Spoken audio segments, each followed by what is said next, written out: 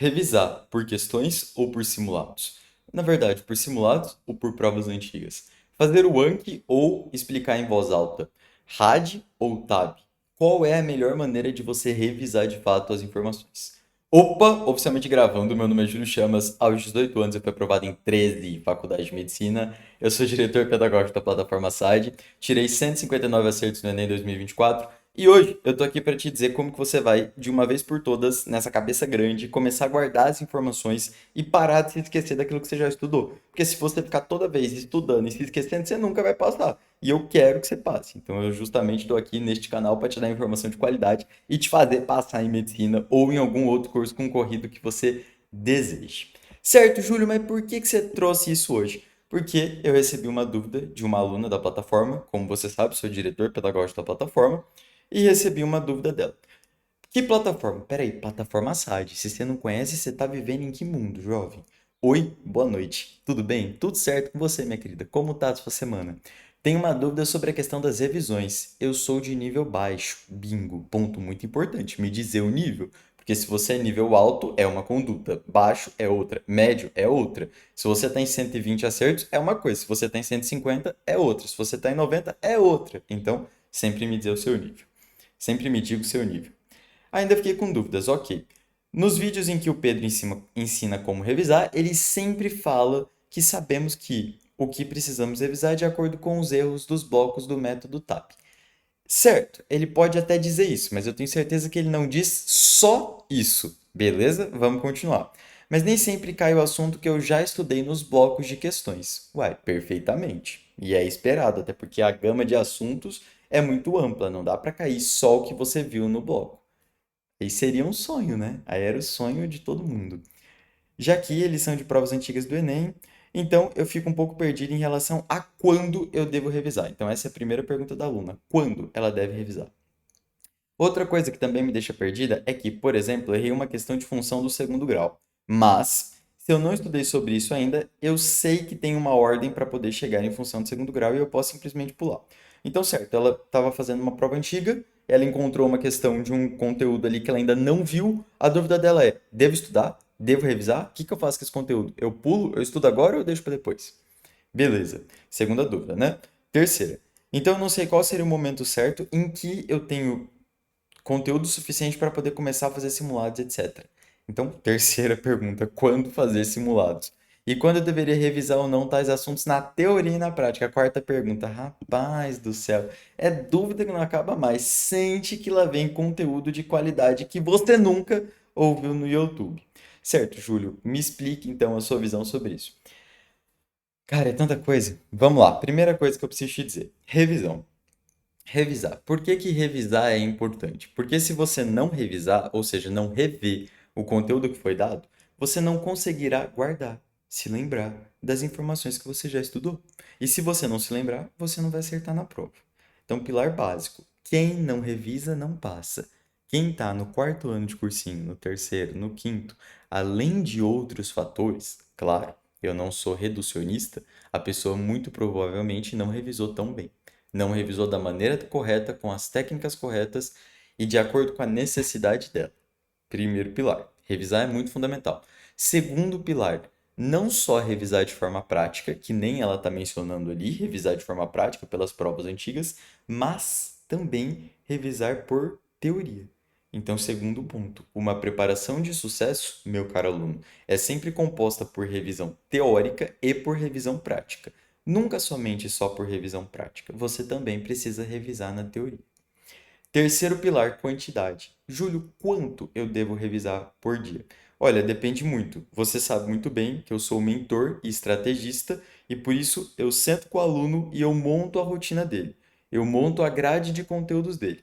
E nessa estrutura que eu faço para o aluno em mentorias, eu detalho de 15 a 20% do tempo para revisão. Dependendo da fase em que o aluno está, eu coloco 25 e 30%, mas depende muito do percentual e da minha percepção da capacidade que o aluno tem de memorizar os conteúdos. Então, às vezes 15, às vezes 20, às vezes 30% do tempo de estudo do dia para revisão. Revisão no total. Lembrando que existe a teórica e a prática. Eu estou te dando informação de qualidade. Eu estou te dando conteúdo denso. Se você não estiver sentado, prestando atenção, se você estiver tomando banho, fazendo almoço, alguma coisa aleatória, você não vai aprender. Você tem que sentar, parar e ver o vídeo. É informação de conteúdo aqui para você, de qualidade aqui para você. E anotar também. Então, 15 a 20, a 30%, coloque ali uma média para você de 20, se você não tiver outra opção de saber essa métrica. 20% ali. Boa. 20% você vai dividir então 10% para revisão teórica, 10% para revisão prática. Imagine, portanto, que você tenha 8 horas por dia de estudo. Vamos colocar, na verdade, 6 horas, que é um número mais real para a maior parte dos alunos. 6 vezes 6, 360 minutos. Então, uma pessoa que tem 6 horas no dia, ela tem 360 minutos. 10% do tempo para revisão teórica, 10% do tempo para revisão prática. Então, 36 minutos, podemos arredondar ali para 30 de revisão teórica, e aí eu coloco 45 para revisão prática, por exemplo, assim, juntando ali mais ou menos nessa faixa de 20% do dia. Essa pessoa vai revisar, portanto, 1 hora e 15 durante o dia dela. Perfeito, então você entendeu sobre quantidade. Quarto ponto que você precisa entender: qual método de revisão você vai usar para a questão prática e para a questão teórica? Veja, isso é uma boa dúvida e, de novo, depende da fase em que você está. Se você é baixo, se você é alto, se você é médio desempenho. Vou falar aqui do baixo porque ela é baixo. Quando você é baixo desempenho, não, você não deve fazer simulado, você não deve fazer provas antigas, a não ser provas antigas de nível 1, de nível baixíssimo, de nível R1 de dificuldade. E aí sim essas provas são válidas, porque é nível baixo e aí você vai conseguir progredir a partir dessas provas. Só recomendo que você faça essas provas se você tiver já aprendido a mapear muito bem o conteúdo, senão não vai funcionar. Beleza. Então, ok. Como revisar? Revisar de forma teórica e revisar de forma prática. De forma teórica, você vai revisar por meio de explicações em voz alta, que é o que nós chamamos de RAD, roteiro autodidático. Ok, e como eu faço um roteiro autodidático? Será anotar as informações da aula no seu caderno de uma forma organizada, e a partir daí você irá pegar essas informações e explicá-las em voz alta, olhando para o seu caderno o mínimo possível. Seu caderno aqui, você olhando para lá, e você vai tentar de fato rever, relembrar no teu imaginário o que está anotado no teu caderno. É isso que é RAD, é isso que é roteiro autodidático, é pegar as informações que estão anotadas e recapitulá-las, rememorá-las para de fato conseguir se lembrar do conteúdo fazendo um esforço cognitivo. Aqui está o pilar da memorização, esforço cognitivo. Eu revisaria em texto no início da minha preparação, né, revisão teórica, eu revisaria no início da minha preparação dessa maneira. No meio e no fim eu usaria outras técnicas, mas no início eu me preocuparia dessa maneira.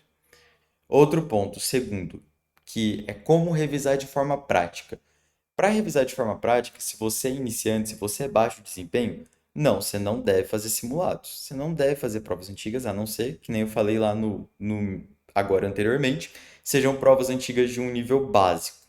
E certo, como você deve revisar? Você deve revisar, portanto, por meio de listas de questões direcionadas, de bancas específicas, de acordo com o nível de dificuldade fácil e médio. É assim que você deve revisar.